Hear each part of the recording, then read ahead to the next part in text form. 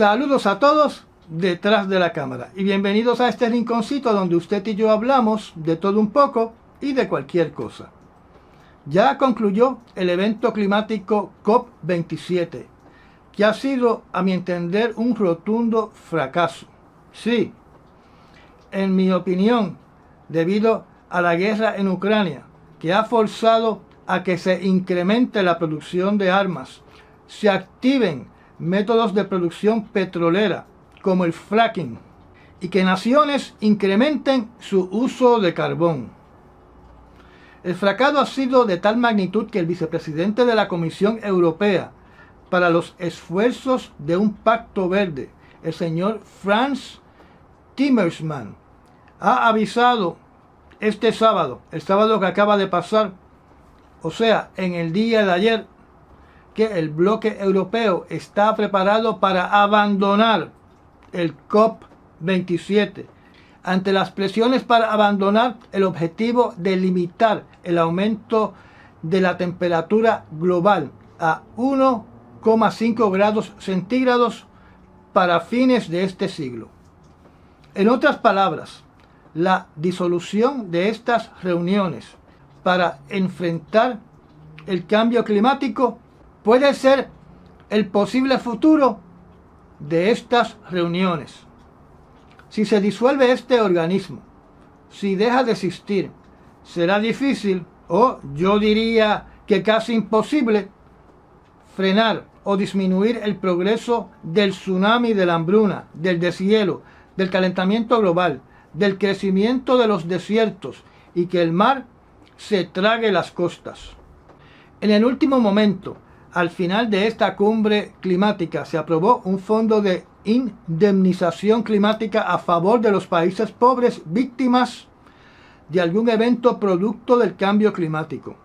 Pero recordemos lo siguiente: si los miembros de la ONU no han aportado los billones de dólares que prometieron para combatir la hambruna, el hambre en África, no esperen que cumplan con el compromiso de este fondo de indemnización para los países pobres, porque naturalmente son los parlamentos y los congresos de cada país y sus sistemas de gobierno los que controlan y deciden sobre el dinero del país y no un representante en una cumbre climática. O sea, para dar un ejemplo sencillo, si el presidente Biden promete 5 billones de dólares para este fondo y el Congreso decide ni un solo centavo, la decisión se queda en ni un solo centavo para este fondo. Y esto se repite para cada país donde su parlamento o su Congreso controla el presupuesto del país. A esto hay que añadir el factor de que si los que pagan los impuestos están de acuerdo de que su dinero vaya a parar en un fondo para esta crisis climática para ayudar a los países pobres. Recordemos que hasta el presente las Naciones Unidas han intentado establecer un impuesto mundial con diferentes nombres y uno de estos nombres fue el famoso impuesto al carbón, un impuesto que naturalmente han fracasado en implementar. Lo segundo es establecer qué es una catástrofe climática natural y qué es una catástrofe climática causada por los países industriales. ¿Dónde está la evidencia definitiva, la evidencia irrefutable, que es una debacle climática por el hombre? O si lo que estamos viendo, lo que se está viviendo en un país, es simplemente un episodio natural climático en la historia cíclica del planeta. ¿Quiénes van a estar en el panel que va a decidir si algo es causado por el hombre o si algo es un proceso natural climático de nuestro planeta? En otras noticias, Como ustedes saben, en la reunión de los líderes mundiales del G20, el presidente Putin no asistió para no pasar vergüenzas, y la mayoría de los que asistieron condenaron la guerra o invasión de Ucrania. En la cumbre liderada por China, conocida como la APEC, realizada en Tailandia, donde Rusia también es miembro, junto con otros 21 países que son asiáticos. La mayoría de estos países, incluyendo a China, dejaron saber que quieren que Rusia termine esta guerra que afecta todas sus economías. Así que el rechazo para Rusia, podemos decir que en estos momentos es global. Sobre el tema de Ucrania, lo que hay que añadir a lo dicho en todas estas pequeñas charlas que he dado durante los últimos días es que Rusia, en su empeño de dejar a los ucranianos civiles sin luz, ha clasificado como blanco militar las celdas o paneles solares. Y sobre el ejército ucraniano, lo que podemos decir es que continúan ganando terreno y causando o infligiendo bajas sustanciales en el ejército ruso. Pero el secretario de la Defensa Lloyd Austin y el general Mark Milley, jefe del Estado Mayor Conjunto de Estados Unidos, dijo que si bien es cierto que el ejército ucraniano ha tenido éxitos importantes en Kharkiv y en Kherson, Rusia todavía ocupa el 20% de Ucrania y además conserva un poder militar de combate significativo dentro del territorio del país. Así que las posibilidades de que Ucrania recobre todo el territorio perdido a los rusos son mínimas. En otras palabras, esto hace que no vean posible, por lo menos en los próximos meses, una victoria completa recobrando todo el territorio ocupado por Rusia. Esta visión nos deja ver que a menos que el ejército ruso retroceda totalmente de Ucrania, Zelensky va a tener que ceder por lo menos las ciudades de Donetsk y Lugansk para llegar a un posible fin de esta guerra. Cuando hablamos de Ucrania, un tema secundario pero muy importante son los resultados electorales en Estados Unidos, donde ya en la Cámara de Representantes, republicanos hablan de poner un freno a los fondos destinados a Ucrania con la mayoría mínima que tienen los republicanos y olvidan que perdieron el Senado. La representante cuanista, que abiertamente respalda el asalto al Congreso del 6 de enero, Marjorie Taylor Greene, ha dicho ni un centavo más para Ucrania. Con esa mayoría tan débil y un Senado demócrata, tengo mis dudas que pueda detener el apoyo a Ucrania. Sobre Corea del Norte, aparentemente hay noticias muy preocupantes con la última prueba de un misil intercontinental. La Agencia Central de Noticias de Corea del Norte dijo que Kim Jong-un supervisó el lanzamiento de un misil llamado el Hwasong-17. Esta agencia de noticias dijo que el misil disparado desde el aeropuerto internacional de Pyongyang viajó hasta una altitud máxima de unos 6.040 kilómetros o 3.750 millas. Nota, recuerden que la Estación Espacial Internacional está a 250 millas de altura. Y este cohete voló a una distancia de unos 1.000 kilómetros o 620 millas antes de estrellarse en un área predeterminada en las aguas internacionales frente a la costa de Corea del Norte. El ministro de Defensa de Japón, el señor Yasukazu Hamada, dijo el viernes que dependiendo del peso de la ojiva o ojivas nucleares, Este misil debe tener un alcance superior a los 15.000 kilómetros o 9.320 millas. Si esto es así, no solo es preocupante esta noticia para Estados Unidos, sino también para toda Europa, incluyendo a Inglaterra, y hasta para nosotros aquí en Puerto Rico, en el Caribe. Así que los ciudadanos europeos, los ciudadanos de Estados Unidos en los 50 estados, y nosotros aquí en el territorio de Estados Unidos llamado Puerto Rico, estamos en el rango de tiro de Kim Jong-un. Voy a medir la distancia para verificar que Kim Jong-un desde Corea del Norte me puede borrar a mí del mapa y a usted también. Así que voy a trazar una línea desde Corea del Norte hasta Puerto Rico, que es la que están viendo en estos momentos en pantalla.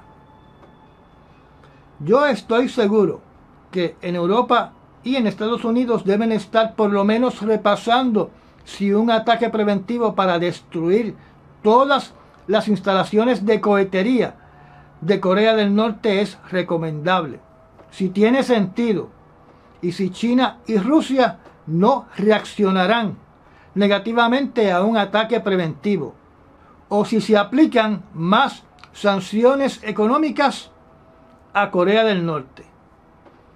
A mí no me gusta nada estar a tiro del loquito de Kim Jong-un y de su hermanita, que está más loquita que él. Esperemos que los cálculos del gobierno de Japón estén equivocados.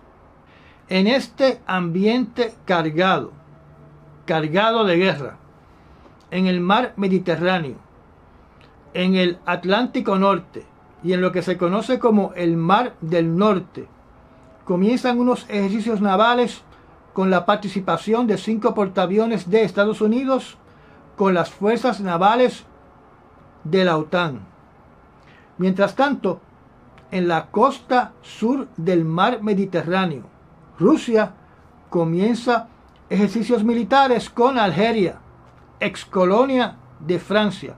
Y esto preocupa mucho no solo a la Unión Europea, sino también a Estados Unidos, porque es una señal que ese país está consolidando sus relaciones diplomáticas con Rusia. Simultáneamente con estos ejercicios, a Erdogan en Turquía se le ocurre atacar objetivos y aldeas de kurdos en Irak y Siria. Los números de muertos y heridos en estos ataques no es preciso en estos momentos, donde el grupo kurdo PKK continúa diciendo que ellos no son los responsables, los perpetradores del bombazo en Estambul. Turquía reclama que 89 blancos fueron destruidos, que se componen de refugios, búnkeres, cuevas, túneles y almacenes de los que ellos reclaman pertenecen a los terroristas, porque para Erdogan el PKK son terroristas. Recordemos que estos kurdos son los mismos kurdos que ayudaron a Estados Unidos a batallar en contra de ISIS en Siria y en Irak. Hasta ahora los observadores de derechos humanos reportan más de 30 muertos en Siria solamente, y no hay reportes todavía de las comunidades en Irak. Esto a su vez sucede cuando al mismo tiempo las fuerzas militares de Irán atacan sin misericordia a los kurdos en Mahabad. La reacción inmediata por ahora con respecto a Turquía, que es miembro de la OTAN, es que ya países europeos están condenando los ataques contra los kurdos. Recuerden, como les dije en la charla anterior, que aquí puede estar presente el fantasma de una bandera falsa. Tenemos que hablar de 2 temas adicionales. El primero es el anuncio de Casablanca de cederle o de indicar que en el caso del asesinato de Khashoggi hay que reconocerle inmunidad diplomática al príncipe Salmán, ya que se ha convertido en el dirigente supremo de Arabia Saudita. Sobre este tema solo diré lo siguiente: esta decisión no debe extrañarnos. Después de todo, todos los presidentes de Estados Unidos, de Israel, del Reino Unido, de Rusia, de China y de otros países gozan de esta inmunidad. Sin mirar a otros países, y para dar un ejemplo, ¿cuántos no han sido asesinados por los drones Reapers de Estados Unidos? Y ningún presidente de los Estados Unidos ha sido acusado de asesinato. Esta es la verdad, y es una verdad que no podemos negar. Antes de despedirnos, tenemos que hablar del error cometido de ir a visitar a su amada en Ginebra por el señor Vyacheslav Penchukov, conocido como el tanque, The Tank, en el mundo de los hackers. Esta persona está acusado de ser el líder de una red de crimen organizado que supuestamente extrajo millones de dólares de cuentas bancarias de estadounidenses y otras nacionalidades, incluyendo el uso de ransomware. Ha sido buscado desde hace una década por el FBI y fue arrestado el 23 de octubre, y esta semana que acaba de culminar de forma expedita ya aprobaron su extradición. Esto contrasta con Julian Assange, que ha logrado aplazar su extradición a Estados Unidos desde enero de este año. Y ahora vamos a la ñapa, la última noticia. Las Naciones Unidas acaba de emitir un comunicado que el país de Perú es el país en estos momentos en Sudamérica con más hambruna, donde más de la mitad de su población, o sea, más de 16 millones de almas, no tienen acceso a alimentos suficientes. Y una porción de estos habitantes están en completa crisis alimentaria. La escasez alimentaria tiene muchos factores, entre ellos que una familia no tenga suficiente dinero para comprar, y otra razón es que simplemente no hayan alimentos disponibles. En el caso de Perú, la inflación y los bajos ingresos para poder comprar alimentos está haciendo estragos en esta población necesitada. Ellos han tenido que recurrir a centros donde se sirven sopas y caldos.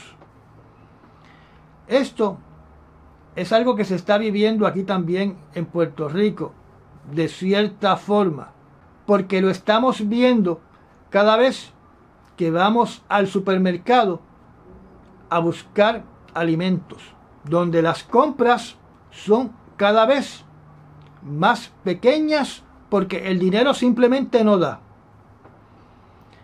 La crisis va a ser terrible en países sin la capacidad de cultivar sus alimentos y que dependen de la importación. La pregunta es, ¿quién le sigue a Perú y cuándo nos tocará a nosotros?